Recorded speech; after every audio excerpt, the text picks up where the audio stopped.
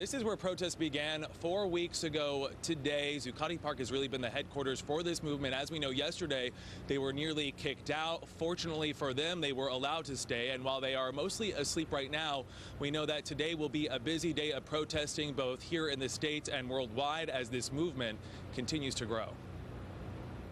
First, they took the park. Now protesters with Occupy Wall Street look to broaden their message here in the city and far beyond. Groups will gather beginning at 11 a.m. at the Chase Bank headquarters in Manhattan and at Fordham Plaza in the Bronx. There's a noon protest in Washington Square Park, as well as the New York Public Library and Times Square. We're going to have many large actions, and as far as I know, there are no permits that have been filed, so there's a possibility of police intervention. We're not trying to fight the police or make an enemy out of the NYPD. In fact, we're trying to get solidarity with them. Protesters are no strangers to clashing. Yesterday, 15 were arrested after they took to the streets to celebrate a last-minute decision that allowed them to stay in Zuccotti Park. The owner, Brookfield Properties, had initially asked the city to kick them out. This is where their protests against corporate greed began 4 weeks ago today, and today, this is the worldwide headquarters for a movement with no end in sight. And we're back here with a live look. The park owners here at Zuccotti are allowing protesters to remain here with their tents and sleeping bags, as you can see they are in right now. At this point, it's unclear how much longer they will be allowed to camp out here in the park. While they are currently asleep right now, Erica, they will be waking up pretty soon, getting ready for those protests, which we said begin at 11 o'clock. And we're back here with a live look at Zuccotti Park. According to Occupy Wall Street's Twitter page, they're expecting thousands of protesters to turn out today here in New York. Protests here for the past 4 weeks have remained relatively calm. The Associated Press is reporting that in Rome today, a similar protest popping up there with over 100,000 protesters. And in some cases, the Associated Press reporting that shops were lit on fire as well as cars.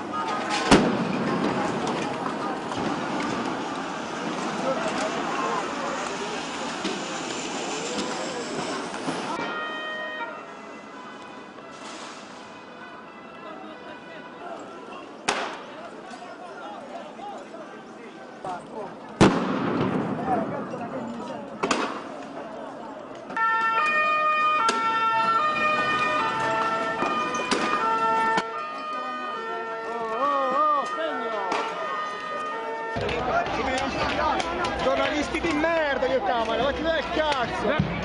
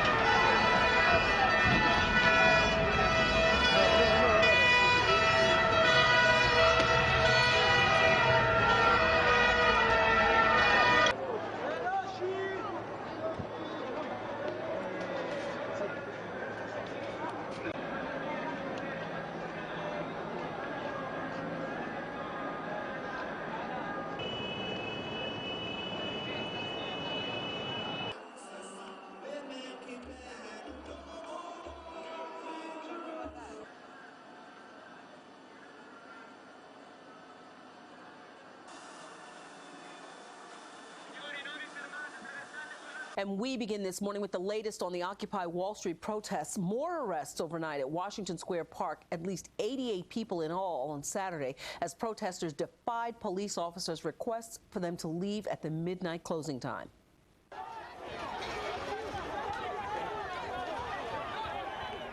Earlier, several dozen people were arrested around Times Square, and a stretch of 7th Avenue had to be shut down. Police say the protesters had been warned 3 times to disperse. News 4's cameras caught some demonstrators apparently taunting those officers, and about 24 other protesters were arrested at 2 major banks in Lower Manhattan.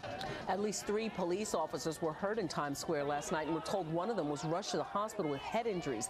This is day 30 of the Occupy Wall Street protests here in New York, and it shows no sign of ending. The latest now from News 4's Katie Tur. Beaming overhead, the incandescent glow of corporate America. Screaming underneath it, the individuals that seek to shine brighter. And surrounding it all, an army of police. Occupy Wall Street, occupied Times Square. This is perfect because all of these banners and all of this is corporate stuff, and one of these banners is probably worth 10 times more than I'll ever make in my life.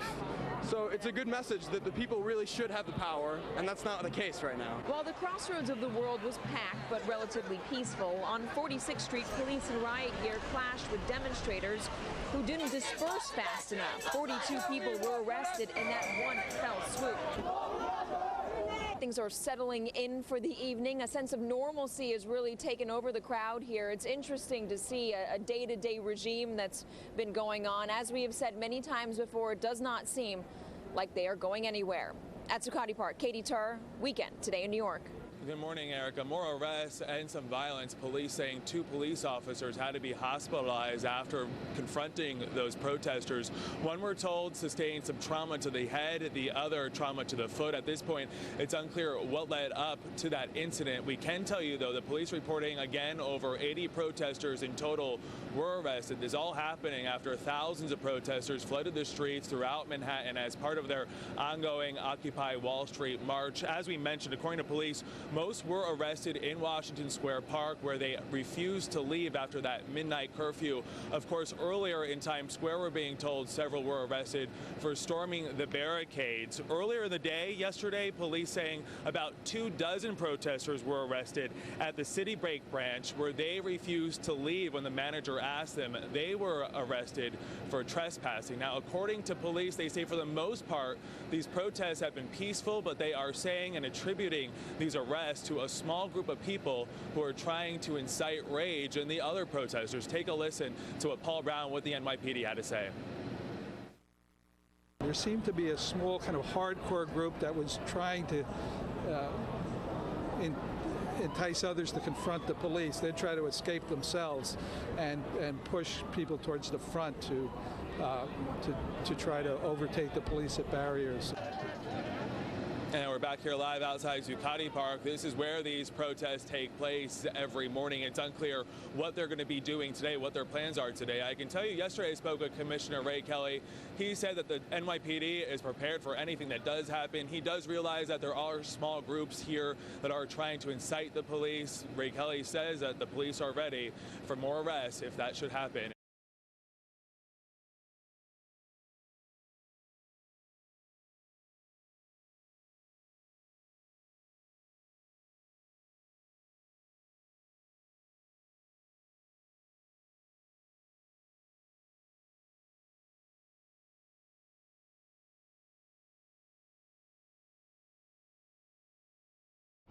One last point. One of the speakers said the solution is non-violent movement. No, my friend. Look, I'll give you two examples. French Revolution and Indian so-called revolution. Gandhi today is, with respect to all of you, Gandhi today is a tumor that the ruling class is using constantly to mislead us. French Revolution made fundamental transformation, but it was bloody. Ultimately, bourgeoisie won't go without violent means. Revolution. We have the revolution, yes. Revolution that is led by working class. Long live revolution.